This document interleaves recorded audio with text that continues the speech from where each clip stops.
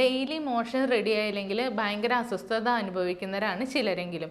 ചിലർക്ക് വയറ് വീർക്കുക, ഗ്യാസ് കെട്ടിക്കിടക്കുക, ഏമ്പക്കം, അല്ലെങ്കിൽ ഭയങ്കര ഇറിറ്റബിലിറ്റി, അല്ലെങ്കിൽ വിശപ്പ് കുറയുക, ഓക്കാനം, ഛർദി, തലവേദന, അങ്ങനെ പല രീതിക്കും ആൾക്കാർക്ക് ഇത് ബുദ്ധിമുട്ടുണ്ടാക്കാം. നോമ്പ് കാലത്തെ ഈ ഈറ്റിംഗ് പാറ്റേണിലെ വ്യത്യാസം, ഈ ടൈമിലെ വ്യത്യാസം, ഇല്ലെങ്കിൽ സ്ലീപ്പ് പാറ്റേണിലെ വ്യത്യാസം, ഇല്ലെങ്കിൽ ഈ ഫിസിക്കൽ ആക്ടിവിറ്റീസ് ഒക്കെ കുറയുന്നതൊക്കെ ചിലർക്ക് അത് കോൺസ്റ്റിപ്പേഷനിലേക്ക് ലീഡ് ചെയ്യാം. റമദാൻ ടൈമിൽ കൂടുതലായിട്ട് ഫൈബർ കണ്ടന്റ് ഉള്ള ഫുഡുകൾ കൂടി ഉൾപ്പെടുത്താൻ ശ്രദ്ധിക്കുക. നമ്മുടെ വെജിറ്റബിൾസ്, ഹോൾ ഗ്രെയിൻസ്, അതുപോലെ ഇലക്കറികൾ ഒക്കെ ധാരാളമായിട്ട് നമ്മുടെ ഫുഡിൽ ഉൾപ്പെടുത്തുക. കൂടാതെ നന്നായിട്ട് വെള്ളം കുടിക്കാനും ശ്രദ്ധിക്കണം.